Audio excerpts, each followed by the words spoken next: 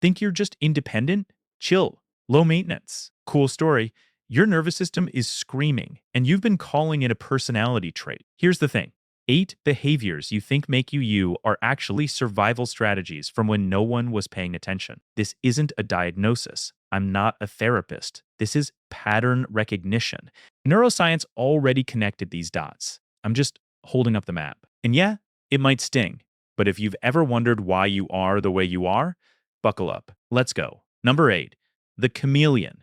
You walk into a room and instantly match the energy. At work, you're the polished professional. With your friends, you're the wild one. Around family, you're the peacekeeper. People call you adaptable, easygoing, a social butterfly. And sure, on the surface, that sounds great. But here's what's really happening. You're not being flexible. You're performing. Every single interaction feels like you're trying on a different mask. And the second you're alone, you have no idea which face is actually yours. This isn't versatility. This is hypervigilance. Your nervous system learned early that being yourself wasn't safe. Maybe your emotions got dismissed. Maybe showing excitement got you mocked. Or being sad got you ignored. So your brain did what it had to do. It started scanning every room for emotional danger. What mood is everyone in? What version of me will keep the peace? Your anterior cingulate cortex, the part of your brain that handles emotion regulation and social behavior, got wired to prioritize their emotional state over yours. Your mirror neurons went into overdrive. You became an emotional detective, constantly reading the room not for connection, but for threats. And now you're exhausted. You code switch so much you don't even know what your default setting is. Relationships feel hollow because no one actually knows you. They know the version you thought they needed. You burn out from being a different person in every context. And the worst part, you're so good at it that people think you're thriving. You're not. You're just really good at disappearing. Here's the truth. You became a social shapeshifter because the real you got ignored. That's not a superpower. That's exhausting. And you deserved to be seen as you were. Number 7, the apologizer. Sorry, can I ask a question? Sorry for bothering you. Sorry I'm upset. You apologize for existing, for taking up space, for having the audacity to need something. And people probably tell you it's polite, right? That you're just considerate. Wrong. You're not being polite. You're preemptively de-escalating a threat that isn't even there. Let's rewind. When you were a kid, what happened when you had needs? When you cried, asked for help, expressed frustration. If the response was anger, guilt tripping, or cold silence, your brain logged that data. It learned that your visibility was dangerous, that your presence was a burden. So now, as an adult, your amygdala, your brain's threat radar, literally flags your own existence as a potential problem. Before you even speak, your cortisol spikes. Your nervous system is bracing for punishment that isn't coming. So you shrink, you apologize, you try to make yourself smaller before anyone can tell you that you're too much. And here's what that gets you. People-pleasing, exhaustion, chronic resentment, because you're always managing everyone else's comfort. And worse, you attract people who love that you feel guilty for breathing. They'll exploit that reflex. They'll make you apologize for things that aren't your fault because you've already trained yourself to take the blame. You apologize for taking up space because once upon a time, taking up space got you hurt. You were never the problem. The world just made you believe you were. Number 6, the freeze framer. Someone raises their voice and your brain just quits. You go blank. Can't think of a single word to say. Can't defend yourself. You just stand there, nodding, while your thoughts flatline. Afterward, you replay the whole thing in the shower for 3 weeks, coming up with perfect responses you'll never get to use. Sound familiar? That's not weakness. That's not you being a pushover. That's a dorsal vagal shutdown, your nervous system's oldest, most primitive defense mechanism. Let me explain. When you were a kid and conflict happened, screaming, tension, maybe worse, you had 2 options, fight or run. But you couldn't do either. You couldn't win against an adult. You couldn't leave. So your body learned a third option, freeze, play dead, shut down completely. Your vagus nerve has a play dead mode buried deep in its evolutionary toolkit. When your brain perceives a threat as inescapable, your parasympathetic nervous system slams the brakes. Your heart rate drops. Blood flow to your prefrontal cortex. The thinking, speaking part of your brain gets cut. You dissociate. You're physically present but mentally gone. It's the same thing animals do when a predator has them pinned. Stop moving. Stop fighting. Maybe they'll lose interest. Now, you're an adult and someone's just mildly annoyed, but your body still thinks it's life or death. So you freeze. You can't advocate for yourself in the moment. Every conversation feels like an ambush. And the cruel irony? You beat yourself up for it later. You call yourself weak. You're not. You're a kid whose nervous system learned that disappearing was safer than fighting back. And that system is still trying to protect you from a war that ended years ago. Number 5, the hyper-independent. You would rather break your back, pull an all-nighter, and physically collapse than ask someone for help. I got it. I'm fine. No, really. I can handle it. You take pride in not needing anyone. And on the surface, people admire that. They call you strong, self-sufficient. But let's be honest, you're not strong. You're terrified of being let down again. Here's what happened. You asked for help as a kid. Maybe you needed emotional support. Maybe you needed someone to show up. And what did you get? Dismissal, mockery, silence. Or worse, you got help with strings attached.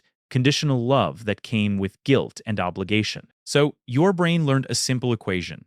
Asking equals rejection. Vulnerability equals danger. And now your anterior insula, the part of your brain that processes trust and social bonds, has been rewired to treat asking for help like touching a hot stove. So you do everything yourself, you carry the weight until your knees buckle. And you call it independence, but really, it's self-exile. You push people away before they can prove they'll stay. You reject support before it can reject you. And sure, you avoid disappointment, but you also avoid connection. You avoid intimacy. You avoid the possibility that maybe, just maybe, someone would actually show up for you. You don't trust people because people taught you that needing them was a mistake. That's not independence. That's self-protection dressed up as strength. And you didn't deserve to learn that lesson. Number 4, the overachiever. Straight A's, promotions, compliments, awards. You need to be the best. And if you're not producing, if you're not achieving, if you're not winning, you feel like you're worthless. People call you ambitious, driven, a high performer. But here's the uncomfortable truth. You're not chasing success. You're chasing the approval you never got for free. When you were a kid, love was a transaction.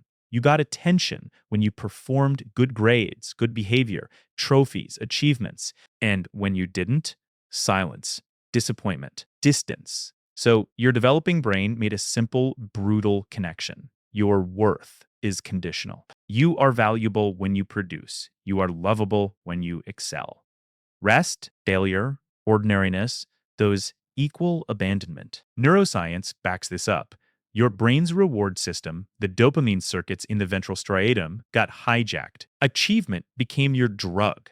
Every win gives you a hit of relief, not joy, because it's not about the success. It's about proving you deserve to exist. But here's the trap. No matter how much you achieve, it's never enough. The bar keeps moving. The next goal is already screaming before you finish celebrating the last one.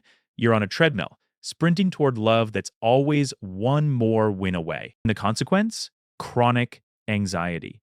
Imposter syndrome that no amount of evidence can touch. You can't enjoy success because you're too busy hunting the next proof of your worth. You're not chasing excellence. You're chasing the love you didn't get for free. And spoiler, no trophy will ever fill that gap. You were always enough. The system was rigged. Number 3, the emotional ghostwriter. Someone hurts you.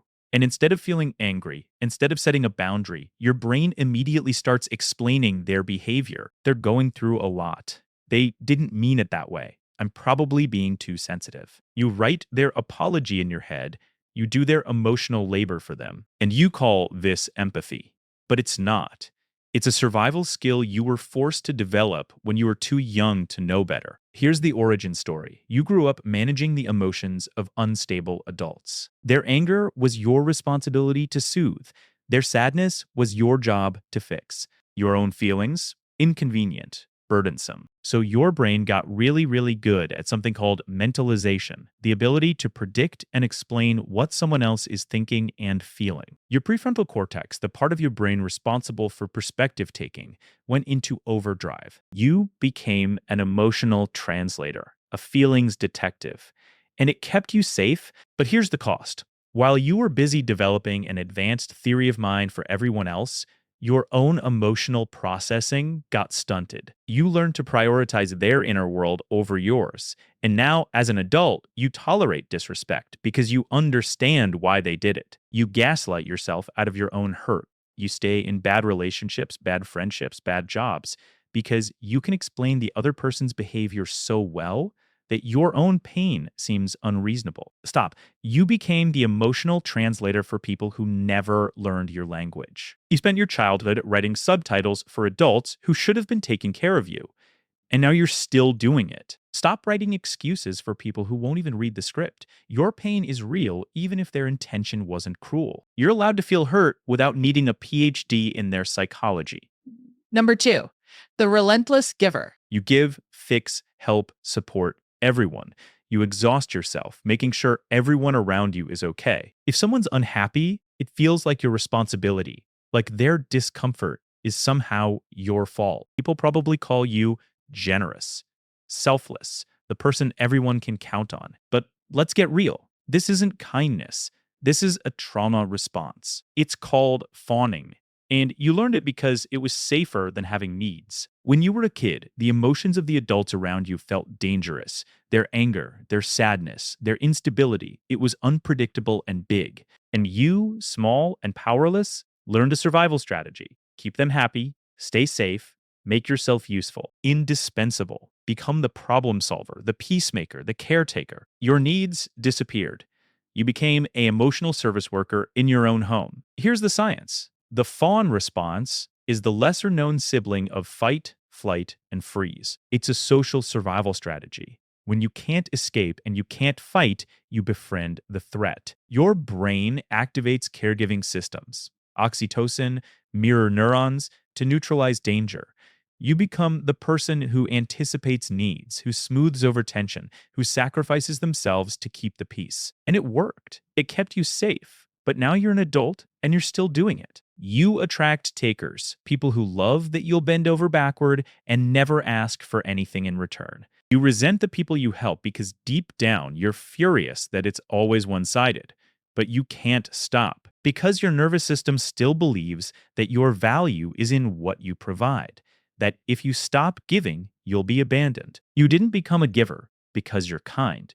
You became a giver because it was safer than having needs. You're allowed to stop performing miracles for people who wouldn't return a text. You're allowed to be loved without earning it. Number 1, the emotional phantom.